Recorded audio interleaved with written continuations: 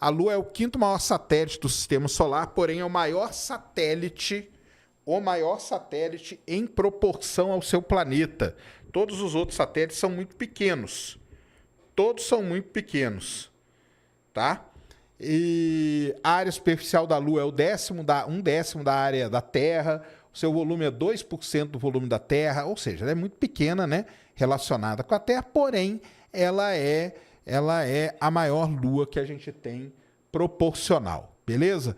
Aí tem um negócio muito interessante aqui, que é o seguinte,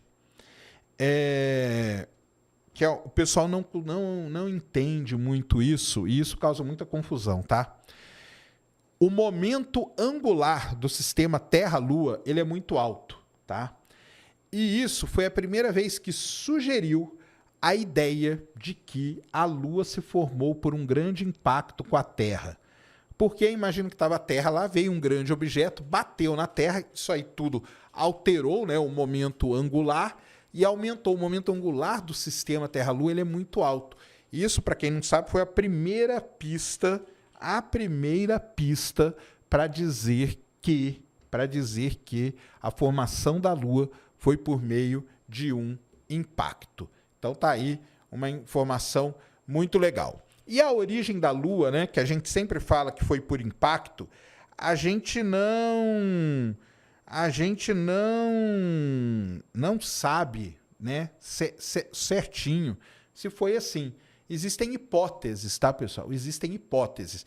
E aí é assim que é outra coisa também que a galera não entende, tá? É assim que funciona a ciência, tá? A ciência, anote essa frase que eu vou falar aqui para vocês agora, tá? Anotem. A ciência não está atrás da verdade, tá? Ela quer explicar os fenômenos naturais da melhor forma possível, usando um melhor conjunto de evidências que a gente tem. É assim que funciona a ciência, tá bom?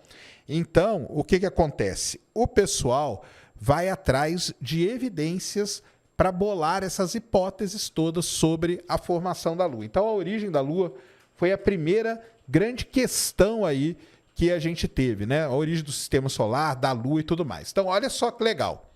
Vou passar aqui para vocês algumas ideias sobre a origem da Lua. Uma das primeiras dela foi pelo meio da coacreção, que chama.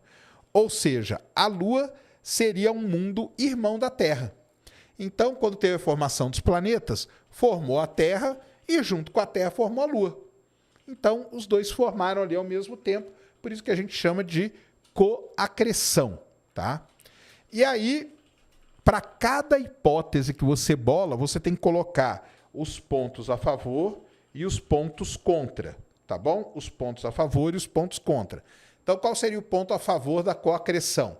Bem, a coacreção é uma acreção de matéria, ou seja, um objeto crescer a partir de pequenas aglomeraçõezinhas de materiais menores, é uma coisa que a gente sabe que acontece na origem do sistema solar. Mas existem pontos que são contras. Por exemplo, por que a Lua tem tanto ferro da mesma maneira que a Terra tem ferro? Então, a Lua tem muito ferro. Essa coacreção já não explicaria isso. Por que a gente não encontra, né? Se a Lua se formou por coacreção, por que só a nossa Lua é muito grande? Por que a gente não tem Lua em Marte, que é grande? E por que Vênus não tem Lua também? Porque se fosse por coacreção, teria que ter tido Lua em todos esses outros planetas, e a gente não tem. Então, começa a surgir. Depois você vai ver que legal que eu faço aqui, que a gente faz uma tabelinha do que são pontos a favor e do que são pontos contra cada ideia, tá?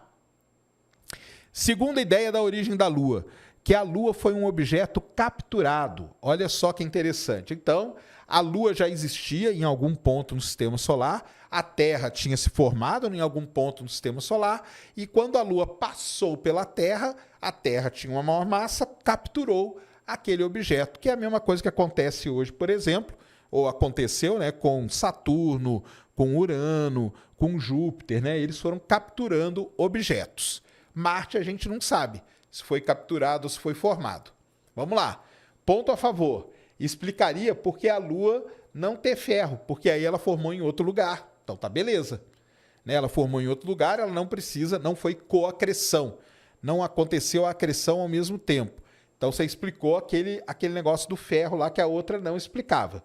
Mas, porém, por como que a Lua, e aí é uma coisa que pega muito a galera, né? A composição química da Lua em isótopos, tá? Ela é muito parecida com a da Terra. Muito parecida. Essa aí já não explicaria isso. E outra coisa, a captura de um corpo tão grande como a Lua, você precisaria de uma física muito complicada para que isso acontecesse. A Terra, embora seja um planeta, ela não tem força suficiente para capturar um objeto do tamanho da Lua. Beleza? Então, duas ideias que vão perdendo. Terceira ideia. Terceira ideia é por fissão. Tá? Então, fissão, não fusão, tá? Por fissão. O que quer dizer? A Lua, a Terra começou a girar, a Terra estava girando muito rápido, até que um pedaço da Terra se desprendeu e criou a Lua, tá? E o legal é o seguinte, para essa ideia aqui, essa ideia ela foi muito forte durante muito tempo e o pessoal foi atrás até de explicar isso e tinham notado que a parte que teria sido arrancada teria sido uma parte do Oceano Pacífico ali. Por quê? Porque tinham medidas que eram feitas, falaram, cara, aqui encaixaria direitinho uma parte da Lua. Então, foi uma ideia, a ideia de fissão, ou seja, a Lua nasceu de um pedaço da própria Terra. Tá lá, ó. Então, a Terra está girando, olha que legal, ó. A Terra girando, girando, e arranca um pedaço, sai voando aqui, ó, pelo universo e sairia daqui, ó, do Oceano Pacífico, tá? Então, isso aqui é interessante. Bem, a favor da ideia da fissão, explica porque a Lua não tem ferro, pois foi formada como parte do manto da Terra. A densidade da Lua é similar à densidade das camadas mais externas da Terra, mas tem os problemas. A Lua, se fosse esse caso da fissão, ela deveria orbitar o equador da Terra certinho, e isso não acontece. A densidade ser similar, beleza, mas e a composição? Então, tá aí, ó, né?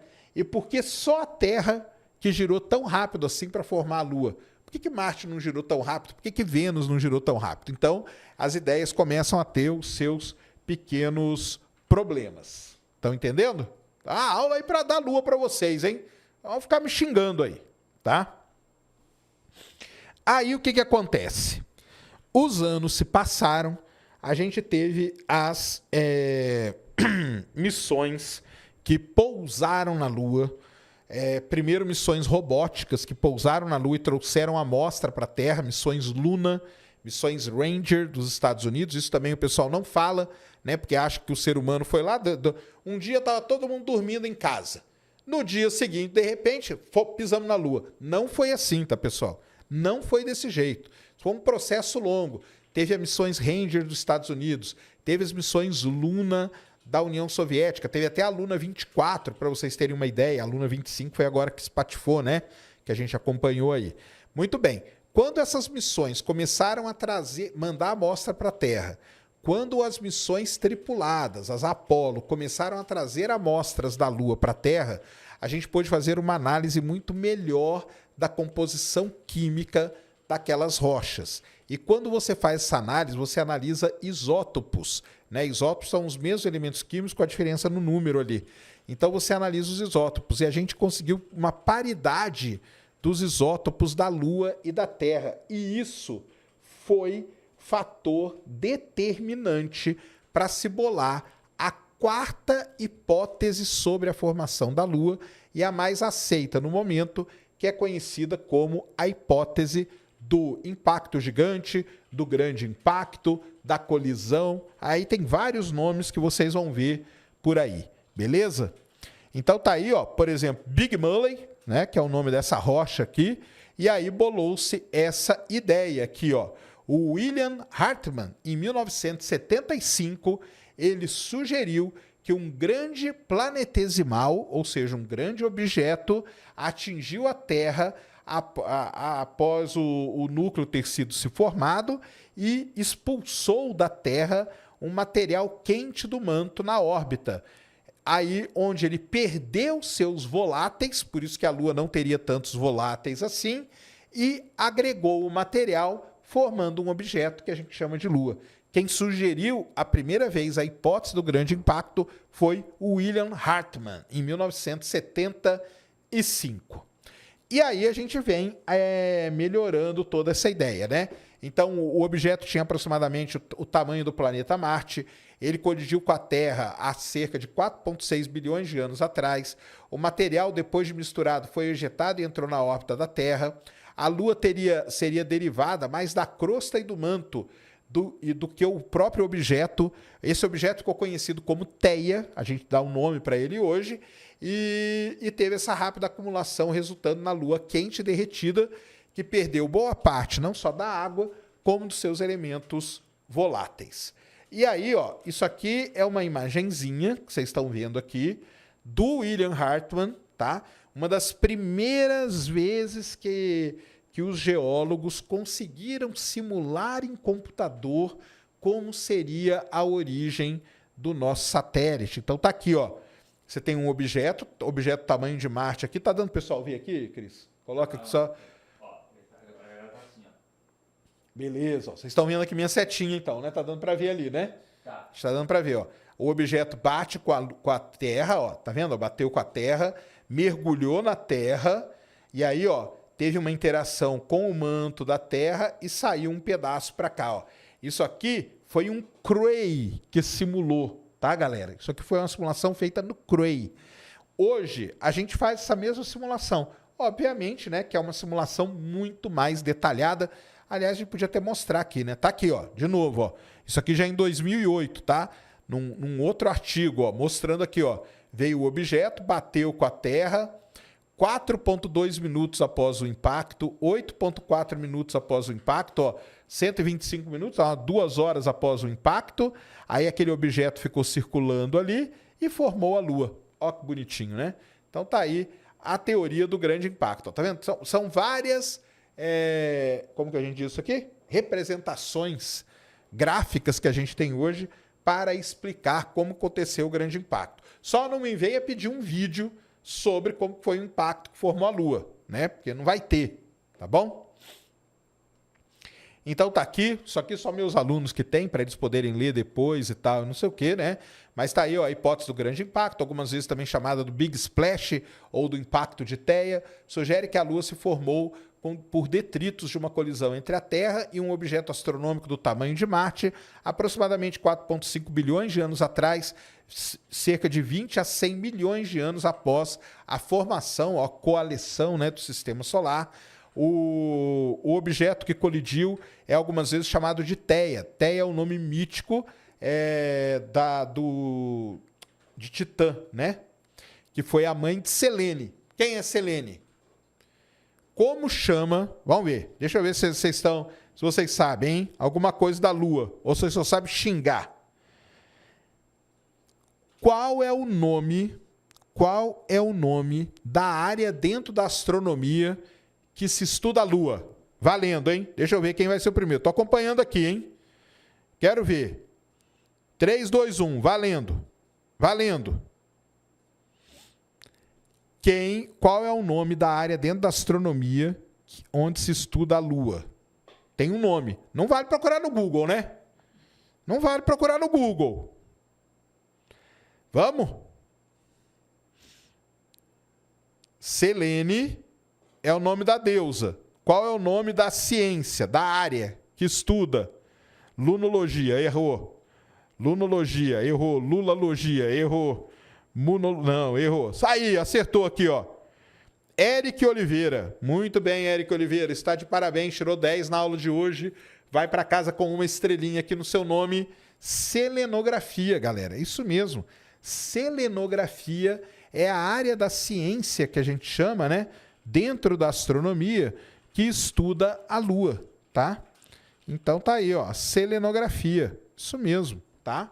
Muito legal. Por causa de Selene, tá?